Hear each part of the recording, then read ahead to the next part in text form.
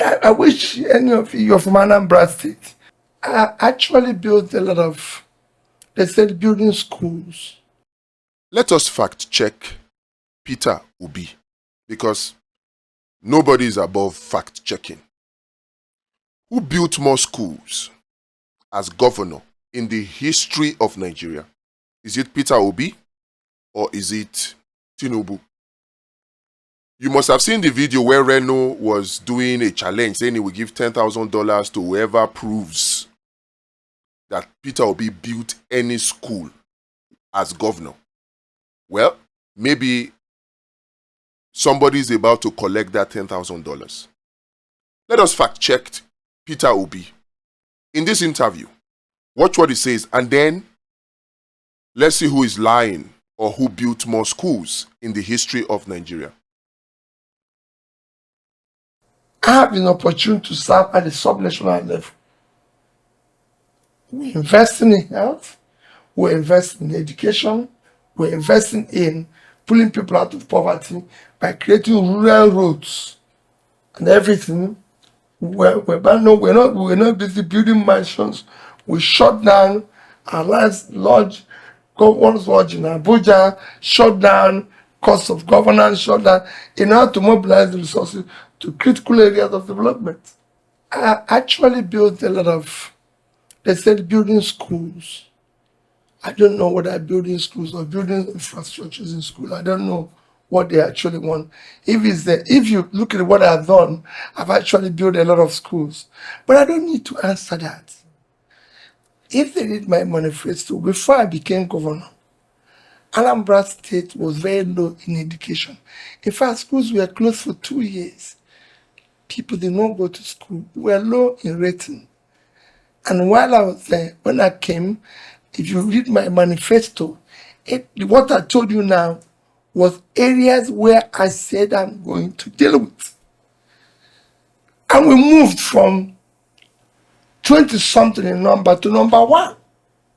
Go and get, even today, go and get even cutoff point. Anambra is the highest.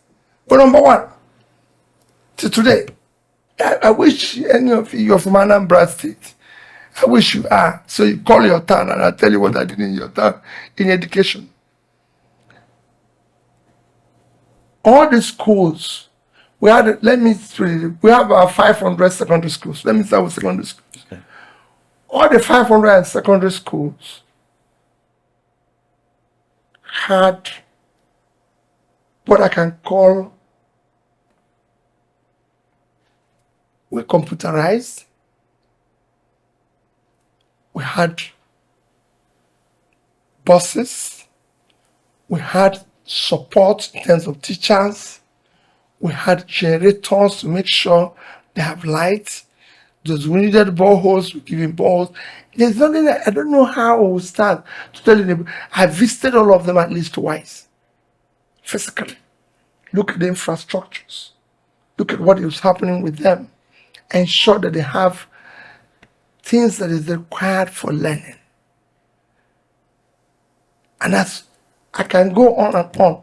No school, as at the time, maybe it's happening now, no state, I can say categorically in Nigeria, where you were able to equip the schools the way we did. No state. No state will you say the schools had brand new buses too. No school will you say all the secondary schools had generator. No place, when we bought our computers, desktop, everything from HP, which is still there, as at the time, they said no government in Africa have bought this quantity from them. In fact, a vice president for Africa and Middle East came the day we launched it they will give it away to schools. So there's a lot of improvement. We put internet in all the secondary schools. So it can go on and on. A university, I built a university college campus in a place called Ibariam from the scratch, cutting the forest. I built a teaching hospital from the fastest teaching hospital ever built in Nigeria was built under my tenure in 2 years from the scratch. It's today in Oka. You can go there. These are things you can see. They're physical. They're not promised and everything. When I started, we didn't have a state library. I built one. It's there in Oka. You can go and see it. And I can go on and on in areas where in health was the same thing.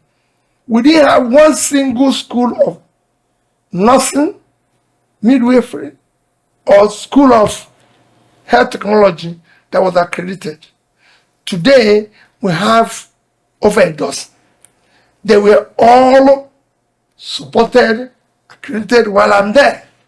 So you can go and, these are things that are, I'm telling you the things that are verifiable. You can go and see it. So when somebody comes and says, oh, you didn't build a secondary school. Why do you have to build a secondary school when there's secondary school all over the place that we're in bad shape and they're protected, and I go and build a new one? That is the problem of Africa. That is the problem because there's corruption. Because people want to start their own. If you want, there's so many existing ones. Anambra is not a place where you go and say, oh, there's no secondary school. There are secondary schools all over the place. But they were in bad shape. Their structures, everything have collapsed. Things were not working. There's nothing. So I needed to rebuild them. And I rebuilt them. And if you go there, you see buildings that were all built. If you collect them together, I would have killed about hundreds of secondary schools. But I didn't need to. It's a state I know every community. I visited every community. I didn't say I visited every. I visited every single community in Anambra State as governor at least twice while I was there. So I know what every community needed, and I provided it. They have secondary schools, visited the secondary school, saw it, saw what they were there, and tried to do something. So I don't need to build a new one. Even at that, there's some new ones that were set up while I was there, and I supported it, and I can show, and I can say, we did this in education. And to prove it, we became number one. If you go to the secondary schools today, they still tell you, Mr. Obi did this, Mr. Obi did this. And since I left over 10 years ago, it is still the same generator that I gave them that they have. It's still the same vehicle that I gave them. It's still the same. So, what else will I do?